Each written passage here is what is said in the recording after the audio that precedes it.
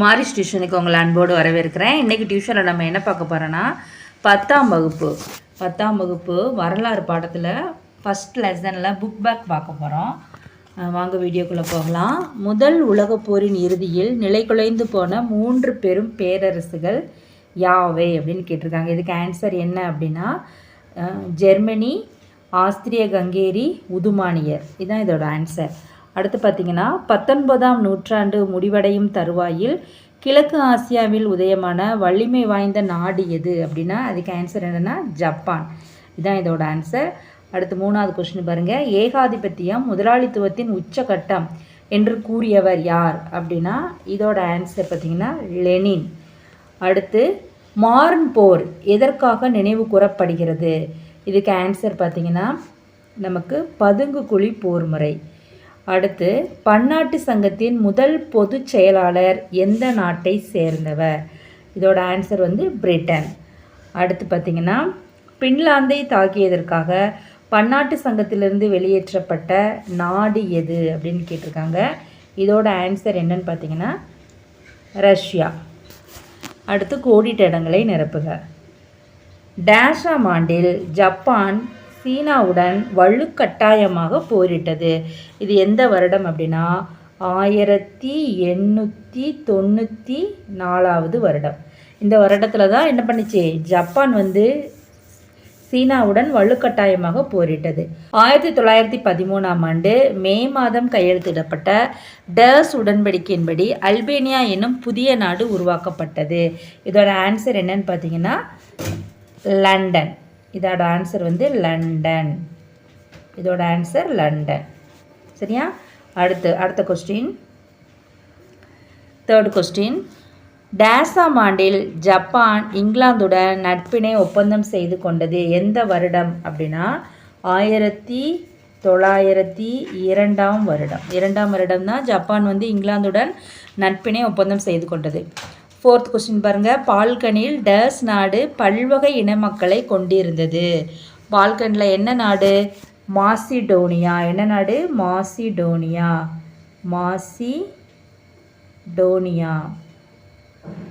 இந்த நாடு தான் பல வகை இன மக்களை கொண்டிருந்தது. அடுத்து பார்த்திங்கன்னா 5வது கொஸ்டின். டானன்பர்க் போரில் டர்ஸ் பேரிழப்புக்கு உள்ளானது. எந்த நாடு ரொம்ப பேரிழப்புக்கு உள்ளானது அப்படின்னா இதோட ஆன்சர் பார்த்திங்கன்னா ரஷ்யா. இதோட ஆன்சர் ரஷ்யா. அடுத்த கொஸ்டின். பாரிஸ் அமைதி மாநாட்டில் பிரதிநிதியாக பங்கேற்ற பிரான்சின் பிரதமர் யார் அப்படின்னு கேட்டிருக்காங்க. பிரான்சின் பிரதமர் யார் அப்படின்னா கிளிமென்சோ. அவர் பேர் என்ன பேருப்பா? கிளிமென்சோ.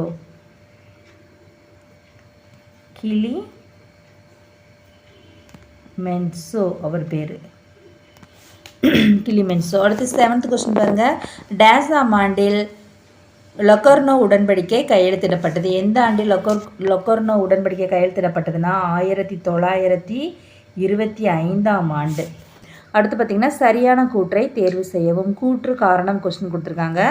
கூற்று பாருங்கள், ஒரு 3 கூற்று கொடுத்துருக்காங்க. துருக்கி பேரரசு பால்கனில் துருக்கியர் அல்லாத பல இன மக்களை கொண்டிருந்தது. செகண்ட் துருக்கி மைய நாடுகள் பக்கம் நின்று போரிட்டது. அடுத்தது சூயஸ் கால்வாயை தாக்க துருக்கி மேற்கொண்ட முயற்சி முறியடிக்கப்பட்டது அப்படின்னு சொல்லியிருக்காங்க.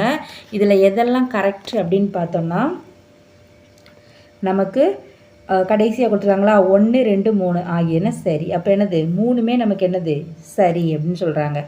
அடுத்த கூற்று பாருங்கள். ஆப்பிரிக்காவில் குடியேற்றங்களை ஏற்படுத்துவதற்காக ஐரோப்பிய நாடுகள் மேற்கொண்ட முதற்கட்ட முயற்சிகள் இரத்த களரியான போர்களில் முடிந்தன. இது கூற்று. இதோட காரணம் சொந்த நாட்டு மக்களிடமிருந்து கடுமையான எதிர்ப்பு இருந்தது அப்படின்னு சொல்லியிருக்காங்க. இதில் நமக்கு கூற்று சரி, ஆனால் காரணம் கூற்றுக்கான விளக்கம் அல்ல.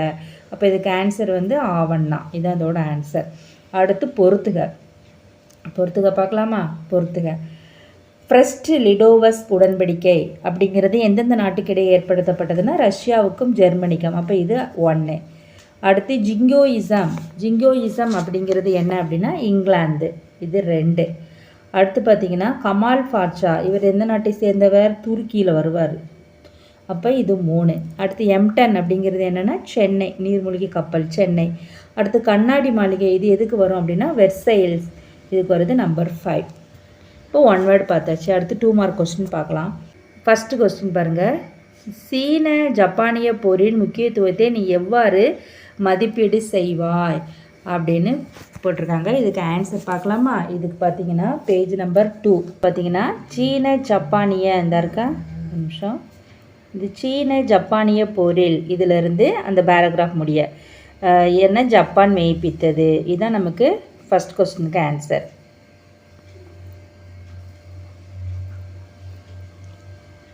மூவர் கூட்டு நாடுகளின் பெயர்களை குறிப்பிடுக அப்படின்னு கொடுத்துருக்காங்க. இதுக்கு ஆன்சர் பார்த்தீங்கன்னா பேஜ் நம்பர் 5 அதை எடுத்துக்கோங்க.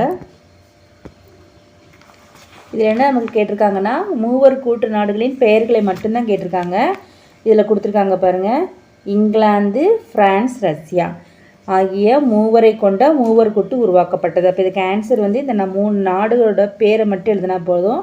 இங்கிலாந்து, பிரான்ஸ், ரஷ்யா, இதுதான் இதோட ஆன்சர். ஐரோப்பிய போர்க்குணம் வாய்ந்த தேசியவாதத்தின் 3 வடிவங்கள் எவை அப்படின்னு கேட்டிருக்காங்க. இதோட ஆன்சர் பார்த்தீங்கன்னா அதே பேஜ் நம்பர் 5 விடுங்க. இதில் பார்த்தீங்கன்னா இங்கிலாந்தின் ஆரவாரமான நாட்டுப்பட்டுன்னு ஆரம்பிக்கா, அதிலிருந்து அந்த இது நமக்கு ஜெர்மனியின் வெறி கொண்ட நாட்டுப்பட்டு அப்படின்னு வருதா, அது வரைக்கும் இந்த பேராகிராஃப் முடிய குறிச்சிக்கோங்க. ஆகிய அனைத்தும் தீவிர தேசியமாக போர் வெடிப்பதற்கு தீர்மானமாக பங்காற்றியது, அது வரைக்கும். பதுங்கு குழி போர் முறை குறித்து நீங்கள் அறிந்ததென்ன அப்படின்னு கேட்டிருக்காங்க. இதுக்கு ஆன்சர் வந்து பேஜ் நம்பர் 7 எடுத்துக்கோங்க.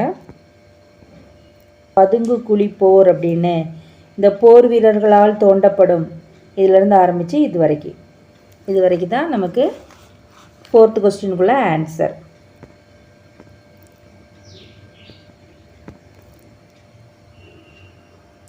நமக்கு பாருங்க, துருக்கி மீண்டும் ஒரு நாடாக மறுபிறவி எடுப்பதற்கு முஸ்தபா கமால் பாட்சா முக்கிய பங்கு வகித்தார் அப்படின்னு போட்டிருக்கா. அதில் இந்த பேராகிராஃப் முடிய இதான் நமக்கு முஸ்தபா கமால் பாட்சா வகித்த பாத்திரம் என்னத்துக்கு ஆன்சர். அடுத்த கொஸ்டின் பாருங்கள், 6வது கொஸ்டின். பன்னாட்டு சங்கத்தின் தோல்விக்கான ஏதேனும் 2 காரணங்களை பட்டியலிடுக அப்படின்னு கேட்டிருக்காங்க. இதுக்கு ஆன்சர் பார்த்தீங்கன்னா பேஜ் நம்பர் 14 எடுத்துக்கோங்க. அப்படின்னு கொடுத்துருக்காங்களா. பன்னாட்டு சங்கம் முதல் உலகப் போரில் வெற்றி பெற்ற நாடுகளின் அமைப்பாகவே காணப்பட்டது. அதுவும் இந்த சங்கத்திற்கென்று இராணுவம் இல்லை என்பதால் தான் எடுத்த முடிவுகளை நடைமுறைப்படுத்த அதனால் இயலவில்லை. இந்த 2 பாயிண்ட்டும் இதுதான் நமக்கு 6வது கொஸ்டினுக்கான ஆன்சர். பின்வரும் வினாக்களுக்கு விரிவான விடையளிக்கவும் அப்படின்னு கேட்டு ஃபஸ்ட்டு கொஸ்டின் பாருங்கள். முதல் உலகப் போருக்கான முக்கிய காரணங்களை விவாதி அப்படின்னு கொடுத்துருக்காங்களா. இதுக்கு பேஜ் நம்பர் 4 எடுத்துக்கோங்க. இதில் பார்த்தீங்கன்னா முதல் உலகப் போருக்கான காரணங்களும் போக்கும் விளைவுகளும்னு ஒரு பேராகிராஃப் கொடுத்துருக்காங்களா. இதில் இந்த காரணங்கள்னு இருக்கா. இதில் ஐரோப்பிய நாடுகளின் அணி சேர்க்கைகளும் எதிரணி சேர்க்கைகளும் இந்த மாதிரி ஒரு 7 தலைப்பு கொடுத்துருப்பாங்க 1 by 1. இப்படி இந்த 7 தலைப்பையும் எழுதிட்டு அதில் இவ்வளோ பெரிய பேராகிராஃப் எழுத வேண்டாம்.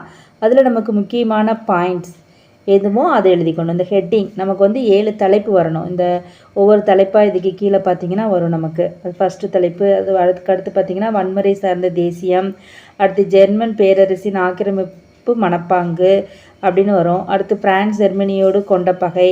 இந்த 7 தலைப்புக்கு கீழே நம்ம என்ன பண்ணணும், அதாவது முக்கியமான பாயிண்ட்ஸை மட்டும் எடுத்து எழுதிக்கிடணும். இதுதான் இதோட இந்த டீட்டெயிலோட ஆன்சர். நமக்கு இருக்கா இந்த தலைப்பு போட்டு இதில் வந்து நமக்கு இதில் முக்கியமான பாயிண்ட் இது முடிகிற வரைக்கும் நமக்கு இந்த போரின் போக்குன்னு கொடுத்துருக்காங்களா, இது வராது நமக்கு. இந்த பாயிண்ட் இந்த தலைப்பு வரைக்கும் இதோடு முடிஞ்சிடும். இதில் பார்த்திங்கன்னா 7 தலைப்பு வரும். அந்த தலைப்பு போட்டு முக்கியமான பாயிண்ட்ஸ் மட்டும் நம்ம எழுதினா போதும் டீட்டெயிலுக்கு. அடுத்து செகண்ட் கொஸ்டின் பார்த்திங்கன்னா ஜெர்மனியுடன் தொடர்புடைய வெர்சைல்ஸ் உடன்படிக்கையின் சரத்துக்களை கோடிட்டு காட்டுக அப்படின்னு சொல்லியிருக்காங்க. இது பக்கம் பேஜ் நம்பர் 9 எடுத்துக்கோங்க. அப்படின்னு கொடுத்துருக்காங்களா, நம்பர் 1ன்னு போட்டிருக்காங்களா, அது இங்கே 10 பாயிண்ட் போட்டிருப்பாங்க. 1, இது 2, 3, 4, 5, 6, 7, 8, 9, 10 இது வரைக்கும். அப்போது இதிலிருந்து ஆரம்பிக்கணும். உடன்படிக்கையின் சரத்துக்கள்னு இருக்கா, இதில் ஆரம்பித்து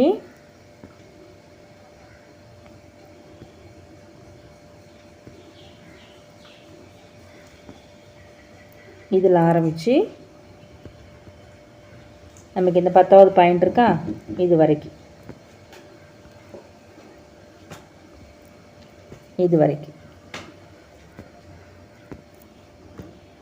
தேர்ட் கொஸ்டின் பாருங்கள். லெனின் தலைமையிலான ரஷ்ய புரட்சியின் போக்கினை விளக்குக அப்படின்னு கொடுத்துருக்காங்க. இதுக்கு பார்த்தீங்கன்னா பேஜ் நம்பர் 11 எடுத்துக்கோங்க, 11வது பக்கம்.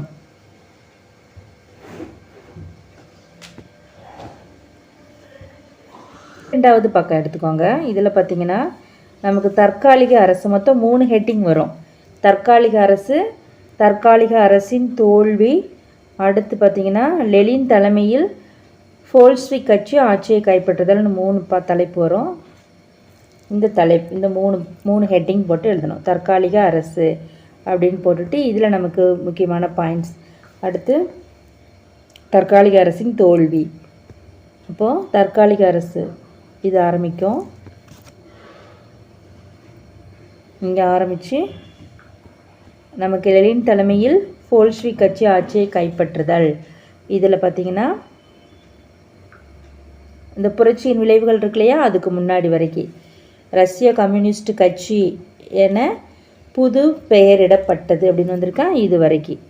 இதுதான் நமக்கு விரிவான விடையளி, 3வதுக்கான ஆன்சர். பன்னாட்டு சங்கத்தின் பணிகளை மதிப்பிடுக. இதோட ஆன்சர் பார்த்தீங்கன்னா பேஜ் நம்பர் 14 எடுத்துக்கோங்க. சங்கத்தின் செயல்பாடுகள் அப்படின்னு ஒரு ஹெட்டிங் இருக்கா, சங்கத்தின் செயல்பாடுகள், இந்த பேராகிராஃப் முழுக்க இதில் ஆரம்பித்து இது எங்கே முடியுது, இந்த கட்டுப்பாடு மீறலுக்கு முன்னாடி வருதா, நடவடிக்கையில் பங்கேற்க தொடங்கின அப்படின்னு வருதா, இது வரைக்கும். இதுதான் நமக்கு விரிவான விடையளிக்கான 4th கொஸ்டினுக்கான ஆன்சர். ஓகே, இதோட இந்த வீடியோ முடியுது. இந்த வீடியோ உங்களுக்கு பிடிச்சிருந்தா லைக் பண்ணுங்கள், ஷேர் பண்ணுங்கள், மறக்காமல் குமார் டியூஷன் சேனலுக்கு சப்ஸ்கிரைப் பண்ணுங்கள். மீண்டும் அடுத்த வீடியோவில் சந்திக்கலாம். நன்றி.